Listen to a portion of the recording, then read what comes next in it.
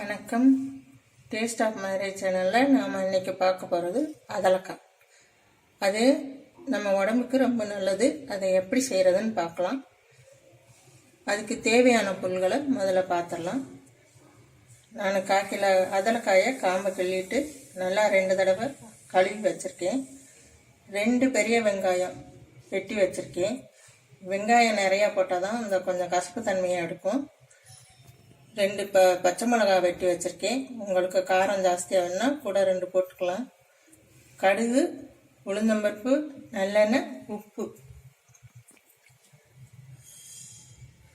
இப்போ வாங்க எப்படி செய்கிறதுன்னு பார்க்கலாம்.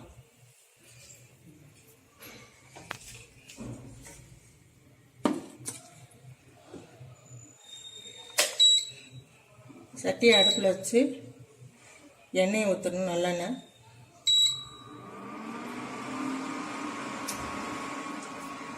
நல்லெண்ணெய் இந்த அதலக்காய் வதங்குற அளவுக்கு கொஞ்சம் தாராளமாக ஊற்றிக்கலாம்.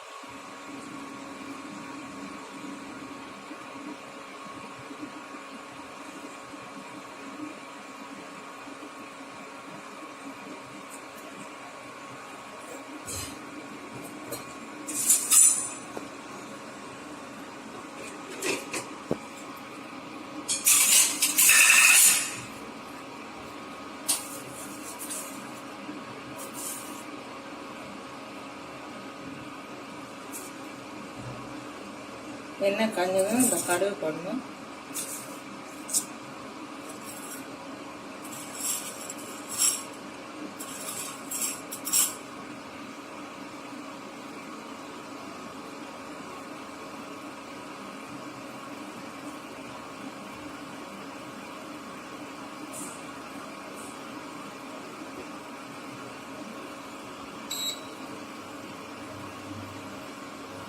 இப்போ உளுந்தம்பருப்பு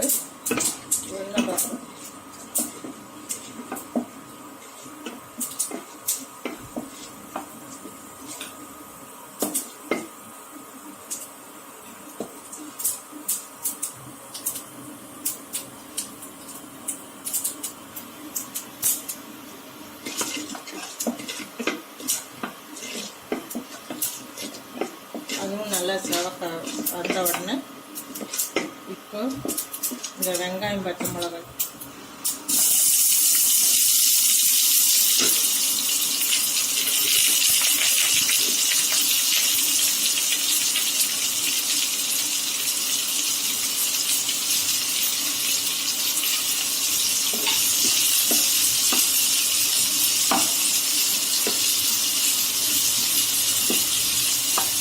வெங்காயம், பச்சை மிளகாய் ரொம்ப வதங்க வேண்டாம்.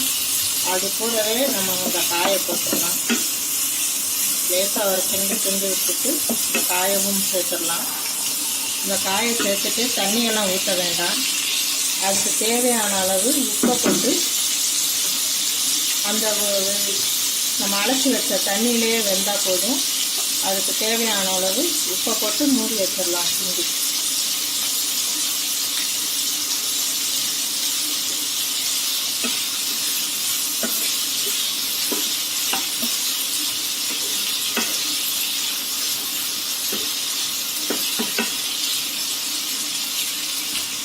அடுப்பை கொஞ்சம் சிம்மில் வச்சுருங்க, மூடி வச்சுருங்க. கொஞ்சம் நேரம் வேகட்டும்.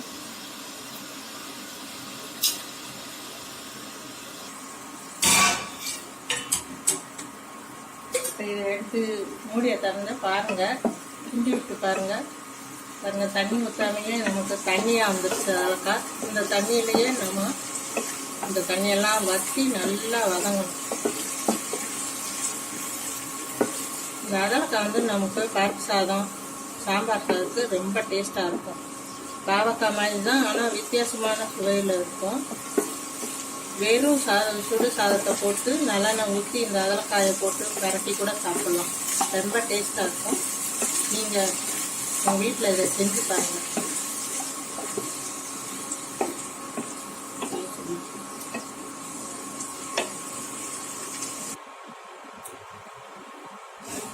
இப்போ அரைப்போம், கடந்து பார்ப்போம். இப்போ நல்லா தண்ணி வற்றி நல்லா அதலக்காய் வதங்கிடுச்சு. ஒரு 2 நிமிஷம் அப்படி திறந்தே இருக்கட்டும், நல்லா வதங்கிட்டு அதுக்கப்புறம் அடுப்பு ஆஃப் பண்ணிடலாம்.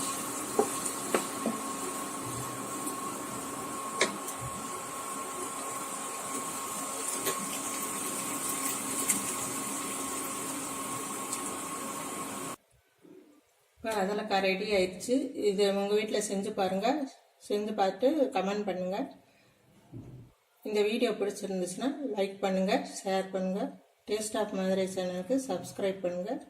தேங்க்யூ.